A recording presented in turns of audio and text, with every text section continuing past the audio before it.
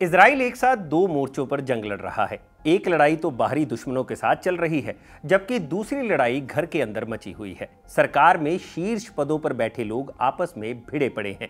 इसी कड़ी में शिन बेत के मुखिया रोनेन बार को बर्खास्त कर दिया गया है। शिन बेत इजराइल की डोमेस्टिक इंटेलिजेंस एजेंसी है। इजराइल में 3 इंटेलिजेंस एजेंसियां हैं। अमान मिलिट्री इंटेलिजेंस का काम करती है। मोसाद देश से बाहर खुफिया ऑपरेशंस चलाती है, जबकि शिन बेत का काम इजराइल और फिलिस्तीन में फैला हुआ है। इसका मेन काम देश की सुरक्षा करना है। ये आतंकी गुटों पर नजर रखती है। वेस्ट बैंक और गाजा पट्टी में ऑपरेशन चलाने के लिए जरूरी जानकारियां जुटाती है। हमास और दूसरे फिलिस्तीनी गुटों पर नजर रखना शिन बेत की ही जिम्मेदारी है। इसलिए जब 7 अक्टूबर 2023 को इजराइल पर हमास का हमला हुआ, उसमें सबसे ज्यादा उंगली शिन बेत पर ही उठी थी। एजेंसी की नाकामी को लेकर बहुत सारे सवाल उठे। उस वक्त शिन बेत के मुखिया रोनेन बार ही थे, लेकिन उनको कुर्सी से हटाने में 17 महीने लग गए। इसी वजह से नेतन्याहू पर आरोप लग रहे हैं कि वो पर्सनल खुन्नस निकाल रहे हैं। बार की बर्खास्तगी का इजराइल में जमकर विरोध हो रहा है। पिछली 3 रातों से हजारों की संख्या में लोग रैलियां निकाल रहे हैं। वे नेतन्याहू को तानाशाह बता रहे हैं। उनकी पुलिस के साथ झड़प भी हुई है। इन सबके बीच 20 मार्च को कैबिनेट ने बार की बर्खास्तगी पर मुहर लगा दी। इतिहास में पहली बार शिन बेत के मुखिया को पद से बर्खास्त किया गया है। इसके चलते इजराइल में नए बवाल की आशंका पैदा हो गई है। इस फैसले के खिलाफ कोर्ट में याचिकाएं भी दायर हुई हैं। लेकिन नेतन्याहू और रोनेन बार के बीच के झगड़े की कहानी क्या है? इजराइल के अंदर फूट क्यों पड़ी हुई है और इस फूट का नेतन्याहू के करियर पर क्या असर होगा? आज के शो में हम इसी पर विस्तार से बात करेंगे। नमस्कार, मैं हूं भूपेंद्र सोनी और आप देख रहे हैं खबर गांव। आप हमारा डेली बुलेटिन राजदूत देखना शुरू कर चुके हैं, जहां आज कहानी इजराइल की।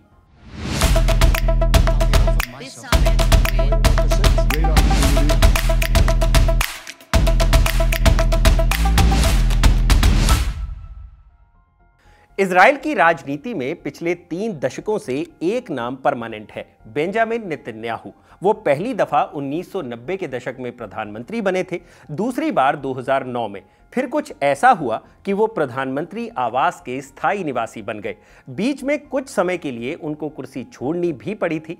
कई बार ऐसा लगा कि उनके पॉलिटिकल करियर का अंत हो चुका है, लेकिन हर दफा नेतन्याहू ज्यादा मजबूत होकर सामने आए। उनके जैसी सर्वाइवल की जिद किसी दूसरे नेता में शायद ही मिलेगी। इसी जिद ने उनको जुडिशियल रिफॉर्म्स के खिलाफ हुए ऐतिहासिक प्रोटेस्ट में भी बचा कर रखा। हमास के हमले में 1100 से ज्यादा लोगों की मौत के बाद भी उनका इस्तीफा नहीं लिया जा सका और सभी बंधकों को वापस लाने में विफल होने के बावजूद भी वो सत्ता में कायम है। हालांकि इसी नाम पर वो 3 कद्दावर लोगों की कुर्सी खा चुके हैं। इस लिस्ट में पहला नाम योआव गलांत का था। गलांत रक्षा मंत्री थे। उनके साथ जंग के मैनेजमेंट को लेकर विवाद चल रहा था। नवंबर 2024 में नेतन्याहू ने उनको बर्खास्त कर दिया। उन्होंने अपने स्टेटमेंट में लिखा, पिछले कुछ महीनों से हमारे बीच भरोसा कम हुआ है, इसलिए मैंने रक्षा मंत्री को हटाने का फैसला लिया है। लेकिन यह झगड़ा एक दिन का नहीं था। इजराइल हमास जंग के पहले से ही नेतन्याहू और गलांत में मतभेद चल रहा था। उन्होंने मार्च 2023 में भी गलांत को हटाने की कोशिश की थी, क्योंकि गलांत ने नेतन्याहू से जुडिशियल रिफॉर्म्स वापस लेने की अपील की थी। इस रिफॉर्म के जरिए नेतन्याहू कोर्ट सिस्टम पर कंट्रोल करना चाहते थे। इसके खिलाफ भारी विरोध रहा था। गलांत प्रोटेस्टर्स के समर्थन में आए थे, इसलिए नेतन्याहू उनको अपनी कैबिनेट में नहीं रखना चाहते थे। लेकिन जैसे ही गलांत को हटाने का ऐलान हुआ, लोगों का गुस्सा और भड़क गया। बाद में नेतन्याहू ने अपना ये ऑर्डर वापस ले लिया। फिर 7 अक्टूबर 2023 की तारीख आई, जब हमास ने इजराइल पर हमला किया। इसके बाद इजराइल ने गाजा पट्टी में जंग शुरू कर दी। इसी जंग के बीच नेतन्याहू और गलांत के बीच फिर से खटपट होने लगी। मतभेद की 3 मुख्य वजह थी। पहली, गलांत बंधकों को छुड़ाने के लिए डील करने के पक्ष में थे, जबकि नेतन्याहू इससे झिझक रहे थे। दूसरी, गलांत अक्टूबर 2023 के हमले की जांच के लिए स्टेट इंक्वायरी कमीशन बिठाना चाहते थे। नेतन्याहू इसके लिए भी तैयार नहीं हुए, क्योंकि वो अपने ऊपर कोई ब्लेम नहीं लेना चाहते थे। तीसरी बात, गलांत मिलिट्री ड्राफ्ट में सबको शामिल करने की वकालत कर रहे थे।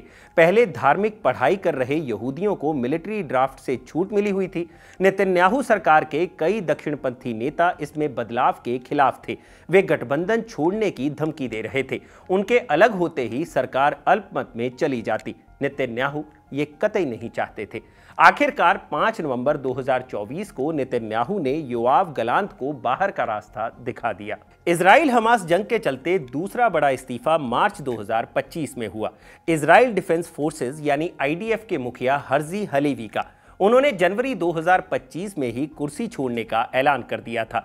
हलेवी ने हमास का हमला रोकने में हुई गलती की जिम्मेदारी लेते हुए इस्तीफा दिया था। उनके ऐलान के बाद विपक्षी नेताओं ने नेतन्याहू से भी कुर्सी छोड़ने की मांग की, लेकिन उन्होंने उस मांग को टाल दिया। नेतन्याहू ने अभी तक किसी तरह की जिम्मेदारी भी नहीं ली है। खैर, गलांत और हलेवी के बाद रोनेन बार का नंबर आया है। उनकी विदाई सबसे खराब अंदाज में हुई है। नेतन्याहू ने जैसा स्टेटमेंट दिया उससे दोनों के बीच तल्खी का अंदाजा लगाया जा सकता है। उन्होंने कैबिनेट के सामने कहा, 7 अक्टूबर के हमले के बाद मैंने रोनेन बार में भरोसा खो दिया है। बार का अप्रोच काफी नरम रहा है। वो समय पड़ने पर एग्रेसिव नहीं दिखते हैं। नेतन्याहू ने बार पर सीक्रेट जानकारियां लीक करने का भी आरोप लगाया। उन्होंने कहा कि जब से बार को नेगोशिएशन करने वाली टीम से हटाया गया है, तब से लीक्स कम हो गई हैं और हम बंधकों की वापसी के लिए समझौता करने में सफल रहे हैं। रिपोर्ट के मुताबिक नेतन्याहू का यह दावा गलत है, क्योंकि जनवरी में जब संघर्ष विराम समझौता हुआ था तब बार टीम में थे और जब से उनको हटाया गया है तब से एक भी एक्स्ट्रा बंधक की वापसी नहीं हुई है। खैर, रोनेन बार की बर्खास्तगी पर फैसला करने के लिए 20 मार्च को कैबिनेट बैठी। उसमें बार को भी हिस्सा लेना था, लेकिन वो नहीं गए। इसकी बजाय उन्होंने कैबिनेट के नाम चिट्ठी लिखी। इस चिट्ठी में बार ने कहा कि ये मीटिंग कानूनी सिद्धांतों के खिलाफ है। सरकार कुछ जरूरी चीजों को छिपाने के लिए कदम उठा रही है और शिन बेत को बेकार साबित करने की कोशिश की जा रही है। बार ने नेतन्याहू पर देश को कमजोर करने का आरोप भी लगाया। हालांकि कैबिनेट ने बार की चिट्ठी पर कोई ध्यान नहीं दिया। वो उनको हटाने पर सहमत हो गए। 10 अप्रैल तक शिन बेत के नए चीफ की नियुक्ति होनी है। तब तक बार पद पर बने रहेंगे। अगर उससे पहले ही शिन बेत को नया चीफ मिल जाता है तो उनको पहले ही कुर्सी छोड़नी होगी।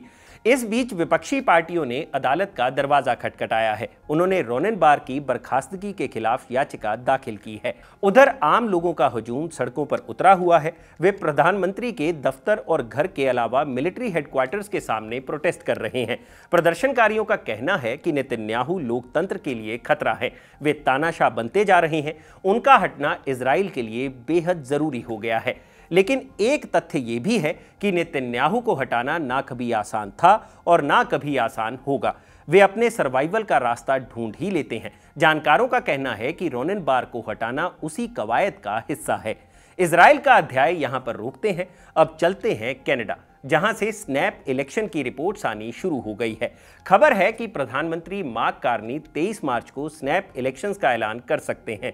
आम चुनाव 28 अप्रैल को कराया जा सकता है। सामान्य स्थिति में यह चुनाव 20 अक्टूबर 2025 तक होना था, लेकिन पिछले कुछ समय से सत्ताधारी लिबरल पार्टी के लिए सरकार चलाना मुश्किल हो रहा है।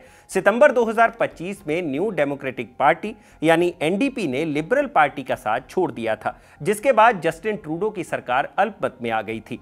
हालांकि वे सरकार चलाते रहे। इसी बीच नवंबर 2024 में डोनाल्ड ट्रंप ने अमेरिका का राष्ट्रपति चुनाव जीत लिया।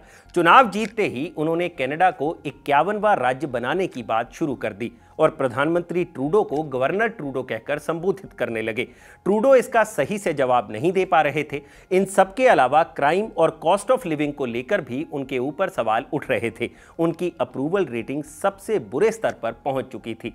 आखिरकार 6 जनवरी 2025 को जस्टिन ट्रूडो ने पार्टी लीडरशिप और प्रधानमंत्री के पद से इस्तीफा देने का ऐलान कर दिया। इसके बाद लिबरल पार्टी में नए लीडर का चुनाव शुरू हुआ। तब तक ट्रूडो पद पर ही बने रहे। इसी दौरान ट्रंप का शपथ ग्रहण हुआ और उन्होंने कनाडा पर टैरिफ्स की भरमार कर दी। ट्रूडो ने इसका डटकर सामना किया और उन्होंने ट्रंप को जैसे का तैसा जवाब दिया। यहां पर लोगों का भरोसा ट्रूडो और उनकी पार्टी के ऊपर मजबूत हुआ, लेकिन ट्रूडो ने इस्तीफा दे दिया था। तो उनको जाना पड़ा। मार्च में मार्क कार्नी को लिबरल पार्टी ने नया लीडर चुन लिया। उन्होंने प्रधानमंत्री पद पर ट्रूडो को रिप्लेस किया। कार्नी ने ट्रंप की धमकियों का सामना करने का वादा किया। इस वक्त कनाडा में पॉलिटिकल डिस्कोर्स टैरिफ वॉर के इर्द गिर्द घूम रहा है। कार्नी को इसका फायदा हुआ। जनता के बीच उनके पक्ष में माहौल बन रहा है। कार्नी और लिबरल पार्टी इस बढ़त को गंवाना नहीं चाहते हैं, इसलिए वे जल्द से जल्द चुनाव कराने के पक्ष में हैं। टैरिफ वॉर से पहले के पोल्स में विपक्षी कंजर्वेटिव पार्टी बढ़त में थी। कंजर्वेटिव पार्टी के नेता पियर पोलिवर की जीत तय मानी जा रही थी। उन्हें कनाडा का ट्रंप कहा जाता था। वो इसको एंजॉय भी कर रहे थे, लेकिन अब यही चीज उनके लिए मुसीबत का सौदा बन गई है। समय बड़ा बलवान होता है। इसी के साथ आज का राजदूत समाप्त होता है। खबरगांव को लाइक, शेयर और सब्सक्राइब करना मत भूलिएगा। अब अगले हफ्ते मुलाकात होगी। शुक्रिया। शुभ रात्रि।